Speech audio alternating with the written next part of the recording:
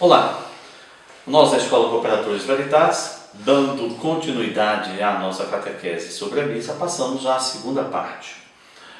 E aí, Jeová, eu pensava no seguinte: qual é o fundamento bíblico do culto católico da Santa Missa?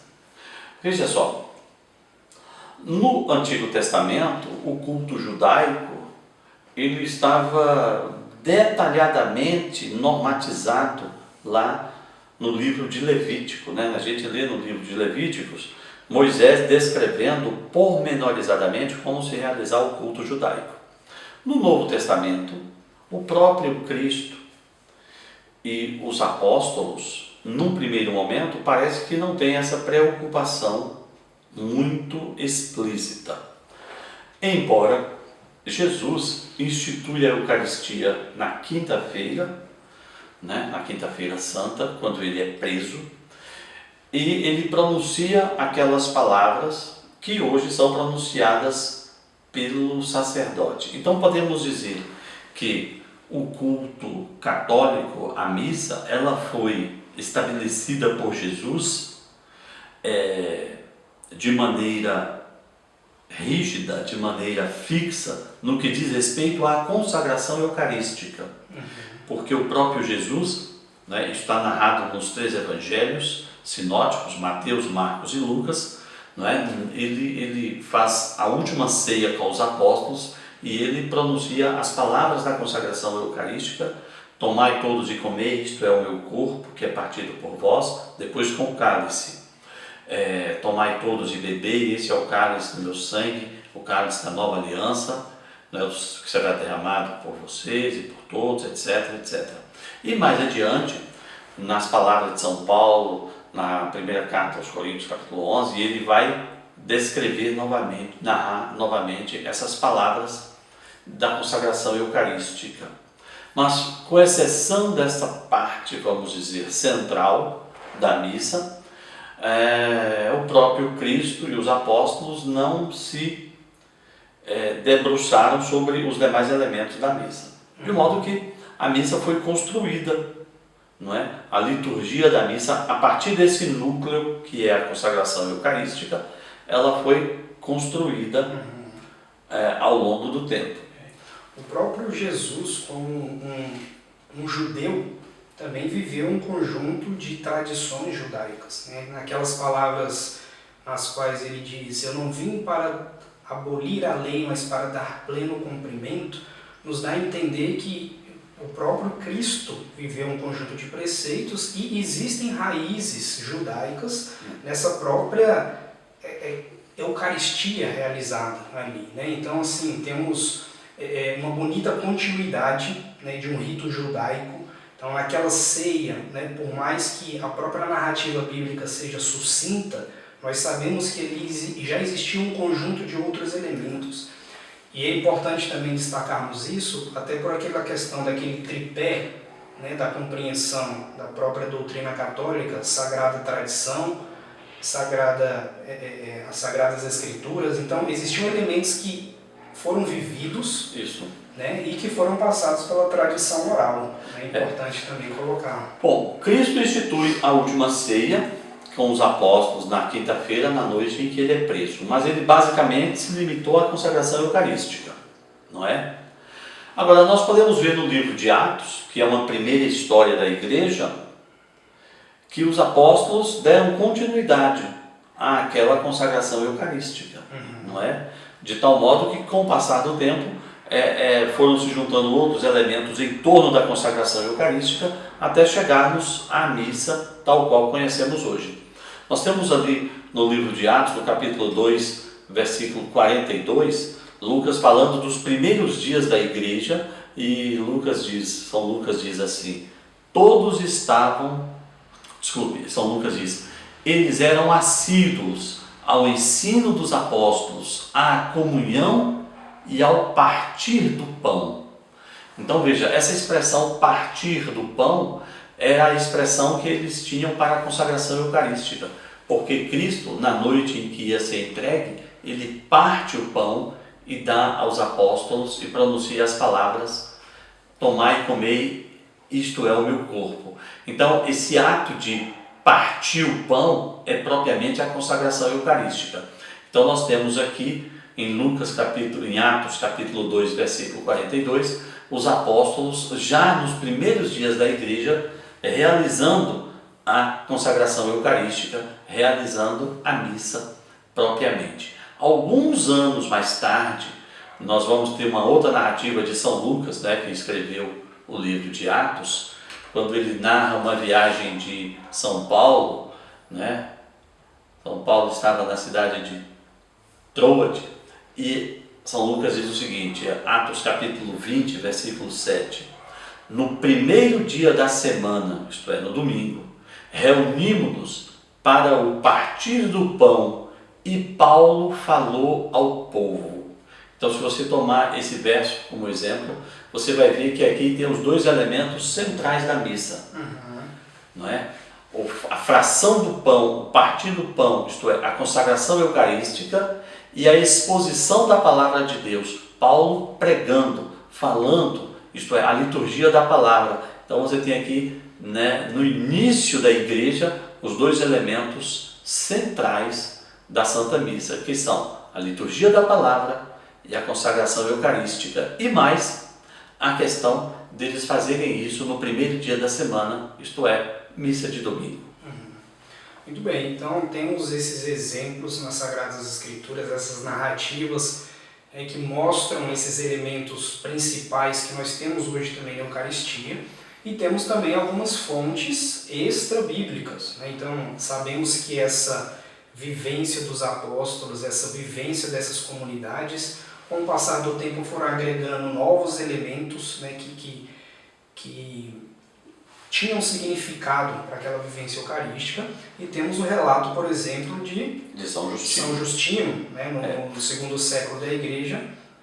Essa questão é muito interessante, porque nós temos nesses dois relatos, aliás, nos três relatos, nos relatos dos Evangelhos, quando Cristo institui a Eucaristia, nos dois relatos do livro de Atos, quando a gente vê a igreja nos seus momentos iniciais, celebrando a Eucaristia naquilo que é essencial, a consagração eucarística e a liturgia da palavra.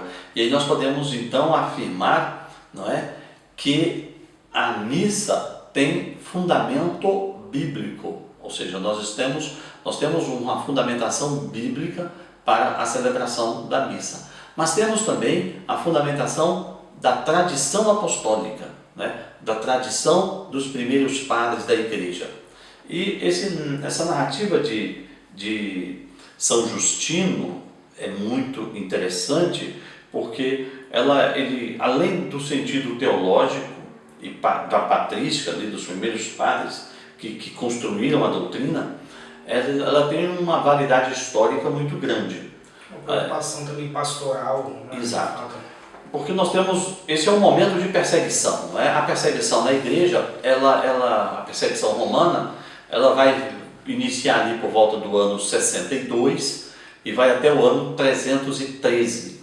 Mas esse período aí de 250 anos, mais ou menos, não é um período de perseguição intensa. Existiram momentos, a gente sabe, e imperadores que não foram tão rígidos, ou alguns até nem perseguiram a igreja.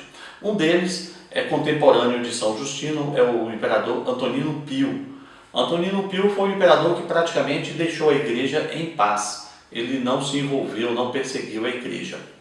Mas houve um momento, durante o seu período de reinado, em que surgiu uma acusação em Roma de que no culto cristão, isto é, na missa, existiriam práticas que contrariavam as normas do direito romano, E o São Justino, que era um filósofo muito respeitado em Roma, ele já era um homem, um professor, um filósofo, um erudito, muito respeitado antes de se tornar cristão, possivelmente uma pessoa até que tinha acesso ao imperador. Quando ele então ouviu essas denúncias, ele escreve uma carta ao imperador defendendo a a igreja de qualquer ilegalidade, né, dizendo que não havia, né, nenhuma ilegalidade no culto cristão. E para isso ele explica ao imperador como ocorria o culto, como ocorria a missa.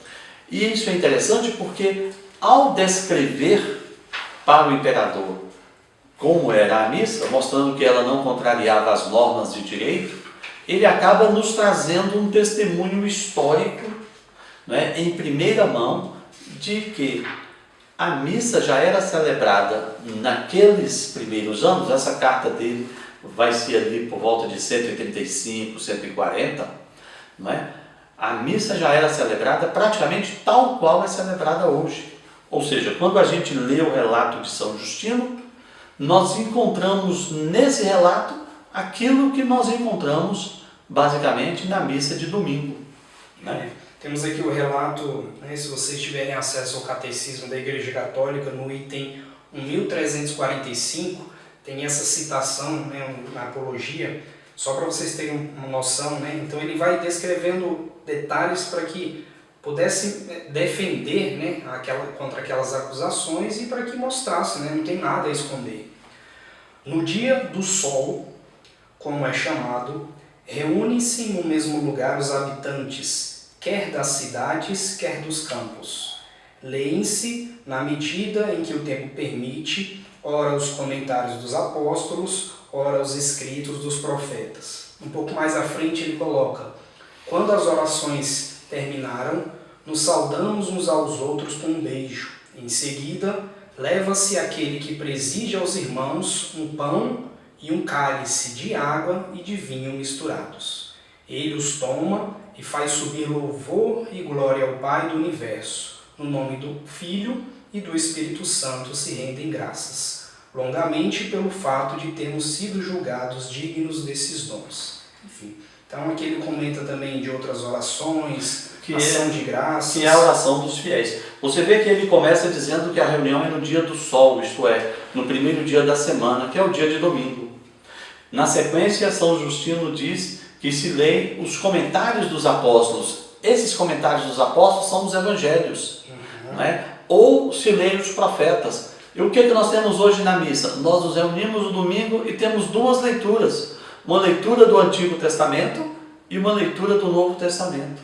E depois nós temos o ofertório, ele descreve o ofertório, não é? E descreve, quando ele diz aquele que preside, o sacerdote, recebe pão, recebe a mistura de água e vinho e faz levar louvores e orações a Deus, ou seja, faz a oração eucarística.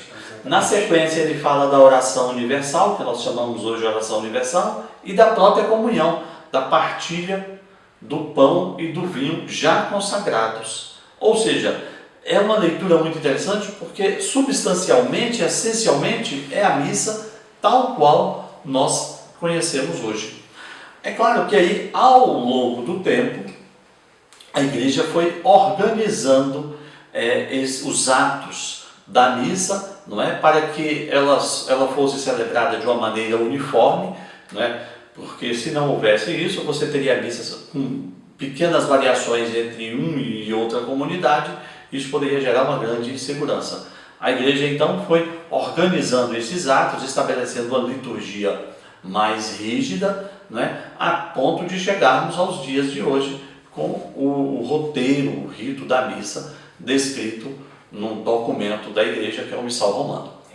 E vale ressaltar que existe diferentes tipos de ritos, né? Nós sabemos que em diferentes regiões onde a igreja foi se desenvolvendo, onde a cultura trazia alguns elementos próprios pessoais, o rito ele tem algumas diferenças.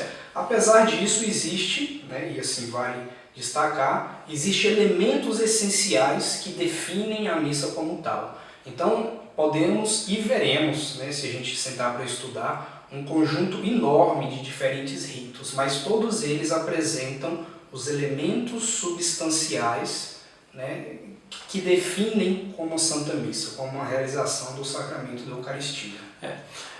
E você veja o seguinte, com isso nós temos duas conclusões que nos dá bastante segurança e conforto espiritual. A primeira como eu já disse e volto a repetir, são os fundamentos bíblicos da missa, consistentes na instituição da Eucaristia, por nosso Senhor Jesus Cristo, isso está narrado nos 3 evangelhos, no testemunho de São Lucas, em Atos capítulo 2, 42 e Atos capítulo 20, versículo 7, né? Ou seja, nós temos ali as raízes da missa descritas na própria Escritura, e nós temos também as raízes na tradição apostólica, não é? E na tradição dos padres da Igreja, que está formalizada por meio desse relato escrito de São Justino, que é de meados do século II e que chegou de maneira integral às nossas mãos. Podemos ter acesso a esse documento produzido lá por volta do ano 140. Né? E com isso nós temos então a possibilidade de olhar a nossa missa na igreja hoje e dizer: essa é a missa que os apóstolos celebravam há 2000 anos, que os padres da igreja, né, os primeiros padres da igreja celebraram há quase 2000 anos, né, e que com pequenas variações, com pequenas organizações, pequenas construções teológicas, não é, ganhou esse formato que nós temos hoje. Não é? Muito bem, então essa é a nossa segunda parte sobre a missa, nossa segunda parte introdutória. Apresentamos aqui as fundamentações bíblicas, né, e principalmente desse período apostólico, né, mostrando que o que nós temos hoje não é uma construção do Concílio de Trento, de uma realidade recente e moderna, mas de fato algo que existe. Que remonta ao tempo dos apóstolos. Então, ok, deu quanto tempo? 17 minutos. 17 minutos, ok. Você vê